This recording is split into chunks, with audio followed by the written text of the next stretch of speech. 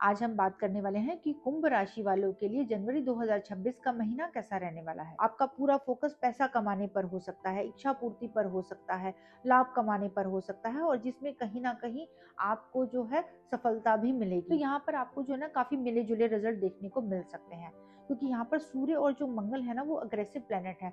तो यहाँ पर जो है ना आपके अग्रेशन को बढ़ाने का काम करते हैं, क्योंकि हो सकता है आपके ऊपर आपका काम का प्रेशर ज्यादा रहे, बर्डन ज्यादा रह सकता है। कहीं ना कहीं आपके पार्टनर की सपोर्ट की वजह से ना आपकी इच्छा पूर्ति हो सकती है। तो यहाँ पर जो है ना बुध देव जो है ना इंजॉयमेंट के प्लेनेट है और फिफ्थ हाउस वो भी इंजॉयमेंट का है। तो ये टाइम ना आप काफी इंजॉय कर सकते हो, घूमने फिरने की प्लानिंग आप लोगों की रह सकती है, आपकी कम्युनिकेशन अच्छी रह सकती है। इस टाइम पर आप एजुकेशन के साथ साथ अदर एक्टिविटी में पार्टिसिपेट कर सकते हो। आपको ओवर थिंकिंग ज्यादा रह सकती है, ओवर स्ट्रेस में आप रह सकते हो, प्रेशर आप लोगों के ऊपर ज्यादा रह सकता है। ओम नमः शिवाय। प्रिय दर्शकों, मैं संध्या कक्कड़ वेलकम करती हूँ आप सभी का अपने यूट्यूब चैनल में। आज हम बात करने वाले हैं कि कुंभ राशि वालों के लिए जनवरी 2026 का महीना कैसा रहने वाला है।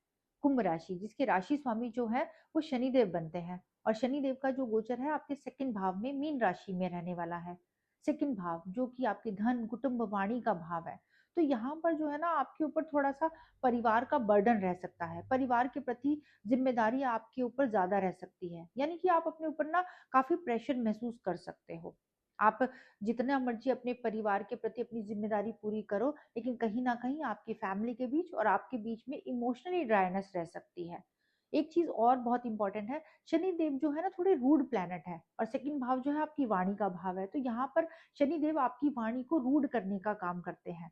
तो क्या हो सकता है यहाँ पर जो है ना आप अपने परिवार के प्रति चाहे जितनी मर्जी सेवा करें, जितनी मर्जी जिम्मेदारियां निभाएं, अगर आपने यहाँ पर अपनी वाणी को रूढ़ रखा ना तो आप अपने किए कराए पर पानी डाल सकते हैं। तो अपनी वाणी जितनी ज्यादा सही रखेंगे ना उतना ही कनेक्शन आपकी फैमिली के साथ अच्छा रहेगा। इसके अलावा जो शनि देव हैं आपके 12th हाउस के लॉर्ड भी बनते हैं, जो कि खर्चों का भाव है। तो कहीं ना कहीं खर्चे आपके रेगुलर बेस पर होते रहेंगे। इनकम तो आपकी जरूर आएगी, इनकम आपकी बढ़ भी सकती है, लेकिन यहाँ पर खर्चे भी आपके उतने ही बढ़ने वाले हैं। हो सकता है परिवार के ऊपर आपके खर्चे ज्यादा हो, क्योंकि शनि की साढ़े साथी का तीसरा फेस भी आपका चल रहा है।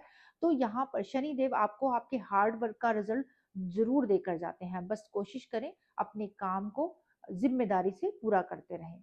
अब अगर हम करियर की बात करें ना तो आपके 10th हाउस से हम आपके करियर को देखते हैं, प्रोफेशन को देखते हैं। तो इसके लॉर्ड बनते हैं मंगल देव, जो कि 11th हाउस में गोचर करने वाले हैं 15 जनवरी तक धनु राशि में, और 15 जनवरी के बाद मकर राशि में गोचर करेंगे 12th हाउस में। मंगल देव का जो कॉम्बिनेशन है ना वो सूर्य बुध और शुक्र के साथ रहने वाला है। तो यहाँ पर भी ना आपका पूरा फोकस पैसा कमाने पर हो सकता है, इच्छा पूर्ति पर हो सकता है, लाभ कमाने पर हो सकता है और जिसमें कहीं ना कहीं आपको जो है सफलता भी मिलेगी, क्योंकि गुरु की 7वीं दृष्टि आपकी इच्छा पूर्ति भाव पर, लाभ भाव पर पड़ने वाली है। तो यहाँ पर आपको कामयाबी के काफी ज्यादा चांस भी बनते हैं। आपका पूरा फोकस, आप अपनी पूरी एनर्जी को अपने करियर में ग्रोथ करने में लगाने वाले हो, करियर को इंप्रूव करने में लगाने वाले हो।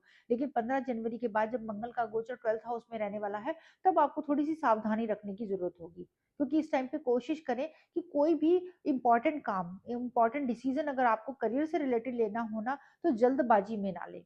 कोई भी कार्य का डिसीजन अगर आपने लेना है तो सलाह लेकर चलोगे ना उतना ही आपके लिए अच्छा होगा। इसके अलावा फॉरेन से कहीं ना कहीं कनेक्शन अगर आपका रहा ना तो ये आप लोगों के लिए काफी ज्यादा सपोर्टिव रह सकता है। आइसोलेशन में रहकर जितना आप अपना काम करोगे उतना ही अपने करियर पर, अपने जो बिजनेस पर फोकस कर पाओगे और ये आपको हेल्प भी करेगा आगे बढ़ने में। अब हम बात करेंगे कि जॉब वाइज ये जो महीना है कैसा रहने वाला है।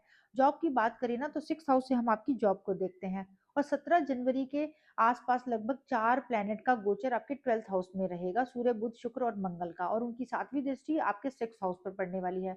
तो यहाँ पर आपको जो है ना काफी मिले जुले रिजल्ट देखने को मिल सकते हैं, क्योंकि यहाँ पर सूर्य और जो मंगल है ना वो अग्रेसिव प्लैनेट है। तो यहाँ पर जो है ना आपके अग्रेशन को बढ़ाने का काम करते हैं, क्योंकि हो सकता है आपके ऊपर आपका काम का प्रेशर ज्यादा रहे, बर्डन ज्यादा रह सकता है। आप जो है ना इस टाइम पर बहुत ज्यादा हार्डवर्क करने के बाद, बहुत ज्यादा एफर्ट्स करने के बाद भी आपको वो रिजल्ट नहीं मिलेगा जो कि आप उम्मीद कर रहे हो, जिसकी वजह से आपका जो पेशेंस है ना वो लूज हो सकता है। तो यहाँ पर एक चीज का आपको ध्यान रखना है, अपने अग्रेशन पर कंट्रोल रखना है। अपने ईगो, एटीट्यूड को अपने जॉब में नहीं आने देना है। इसके अलावा यहाँ पर बुध और शुक्र की दृष्टि भी पड़ेगी, जो कि आपके कम्युनिकेशन को इम्प्रूव करने में आपकी हेल्प कर सकती है, जिसकी वजह से जो है आप अपने जॉब में अच्छा परफॉर्म भी करोगे। बस एक ही चीज का ध्यान रखना है, अपनी वाणी पर कंट्रोल रखें और अपनी ईमानदारी से अपना काम करते रहें। अगर यहाँ पर आपका जॉब का कनेक्शन फॉरेन से हुआ ना, तो ये टाइम आप लोगों के लिए काफी सपोर्टिव रह सकता है। अब बात करने वाले हैं कि मैरिड कपल्स के लिए महीना कैसा रहने वाला है। अगर मैरिज की बात की जाए ना, तो 7th हाउस से हम आपकी मैरिज को देखते हैं, और जिसके लॉर्ड बनते हैं सूर्य देव, जो कि 17 जनवरी तक धनु राशि में 11th हाउस में रहेंगे, यानी कि इच्छा पूर्ति के भाव में रहेंगे। तो कहीं ना कहीं आपके पार्टनर की सपोर्ट की वजह से ना आपकी इच्छा पूर्ति हो सकती है। आपका पार्टनर आपको गाइड करने वाला, सपोर्ट करने वाला हो सकता है। लेकिन यहाँ पर आपके पार्टनर के हेल्थ के डिस्टर्ब होने के भी चांस बनते हैं, तो इस चीज का आप लोगों को थोड़ा सा ध्यान रखना चाहिए।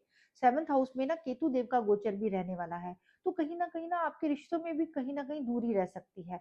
हो सकता है आपकी बहुत ज्यादा लड़ाइयां ना हो, लेकिन यहाँ पर कहीं ना कहीं आपके और आपके पार्टनर के बीच में इमोशनली कनेक्शन जो है ना, वो डिस्टर्ब रह सकता है। हो सकता है आप अपने पार्टनर को टाइम ना दे पा रहे हो, तो कोशिश करें अपने रिश्तों को टाइम दें। आप जितना ज़्यादा अपने पार्टनर के साथ जो है धार्मिक यात्रा करेंगे, जितना स्पिरिचुअली एक दूसरे के साथ कनेक्टेड रहेंगे, उतना ही ये टाइम आप लोगों के लिए सपोर्टिव रहेगा। अब हम बात करेंगे कि लव कपल्स के लिए महीना कैसा रहने वाला है। अगर हम लव लाइफ की बात करें ना, तो 5th हाउस से हम आपकी लव लाइफ को देखते हैं, जिसके लॉर्ड बनते हैं बुध देव, जो कि 16 जनवरी तक 11th हाउस में गोचर करने वाले हैं धनु राशि में, और अपने ही भाव पर दृष्टि भी डालेंगे, अपनी 7वीं दृष्टि।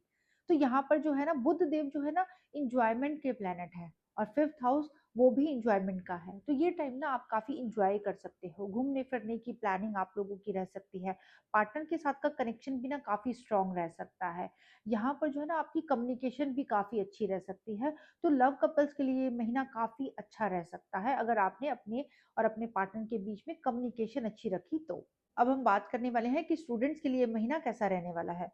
स्टूडेंट्स की बात करें, एजुकेशन की बात करें ना, तो 5th हाउस से ही हम आपकी एजुकेशन को भी देखते हैं। तो यहाँ पर जो अगेन इसके लॉर्ड बनते हैं बुध देव बनते हैं, जो कि अपने ही भाव पर दृष्टि डालने वाले हैं, क्योंकि 11th हाउस में गोचर कर रहे हैं। तो यहाँ कहीं ना आपकी कम्युनिकेशन अच्छी रह सकती है। इस टाइम पर आप एजुकेशन के साथ साथ अदर एक्टिविटी में पार्टिसिपेट कर सकते हो, आप काफी क्रिएटिव रह सकते हो, आप अपने टैलेंट के दम पर जो है ना, आपको खूब नेम फेम मिलने के भी यहाँ पर चांस बनते हैं, क्योंकि गुरु का गोचर भी यहाँ पर रहने वाला है, और गुरु ज्ञान के देवता है। तो यहाँ पर जो है ना, कुछ नए स्किल सीखने का आप लोगों को मौका मिल सकता है, और जिसको आपको बिल्कुल भी नहीं छोड़ना चाहिए। लेकिन एक चीज का आपको ध्यान रखना होगा, क्योंकि राहु की 5वीं दृष्टि आपके 5th हाउस पर पड़ने वाली है, तो कहीं ना आप जो है थोड़े भ्रमित हो सकते हो। आप काफी गोल्स अपनी प्लानिंग्स तो बनाओगे, लेकिन उसको अचीव करने में ना थोड़ी प्रॉब्लम आ सकती है। तो कोशिश करें अपना पूरा फोकस अपनी स्टडी पर रखें। इस टाइम पर ना अपनी संगत को भी सही रखोगे, तो ये टाइम आपको सपोर्ट करके जाएगा, नहीं तो दिक्कत देखने को मिल सकती है। अब हम बात करेंगे कि हेल्थ वाइज ये जो महीना है आप लोगों के लिए कैसा रहने वाला है।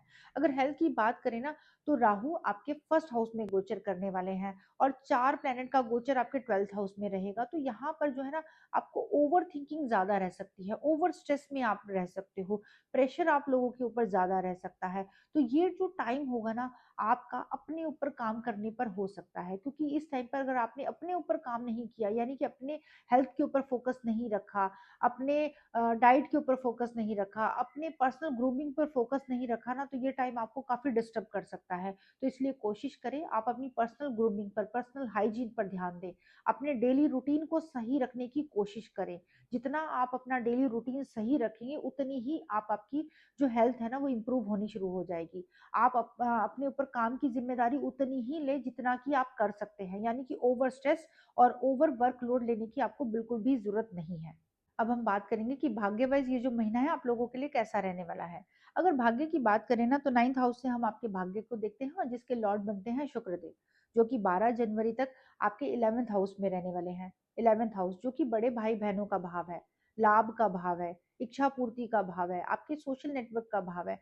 तो कहीं ना कहीं इन सभी चीजों में आपको इम्प्रूवमेंट देखने को जरूर मिलेगी। लेकिन 12 जनवरी के बाद जब शुक्र का गोचर 12th हाउस में होगा ना, तब आपको थोड़ी सावधानी रखने की जरूरत पड़ सकती है। अब हम बात करेंगे कि वो कौन से उपाय करें जिससे जो महीना है आपके फेवर में रहे, आप क्या कर सकते हैं। सबसे पहले आप अपनी राशि के स्वामी यानी कि शनि देव को प्रसन्न करने के लिए ना मजदूरों की हेल्प करें। ब्लाइंड स्कूल में जाकर कुछ ना कुछ डोनेशन आप जरूर करके आएं। इसके अलावा आपके जो भाग्य के स्वामी बनते हैं वो शुक्र देव बनते हैं, तो आप पर्सनल हाइजीन पर ध्यान दें, पर्सनल ग्रूमिंग पर ध्यान दें। आप श्री सूक्त का पाठ रेगुलर बेस पर करें। इसके अलावा अगर आपकी पर्सनल कुंडली के अंदर शनिदेव अगर कहीं पर भी शुभ स्थिति में बैठे हुए हैं तो आप लोगों को एमेथिस्ट क्रिस्टल ब्रेसलेट जरूर पहनना चाहिए। तो आशा करते हैं ये जो महीना है आपके लिए बहुत सारी खुशियां और कामयाबी लेकर आएगा। ओम नमः शिवाय। अगर आप अपनी कुंडली को एनालाइज कराना चाहते हैं तो आप नीचे दिए गए नंबर पर मैसेज करके डिटेल ले सकते हैं और अपनी पर्सनल कंसल्टेशन बुक कर सकते हैं। ओम नमः शिवाय।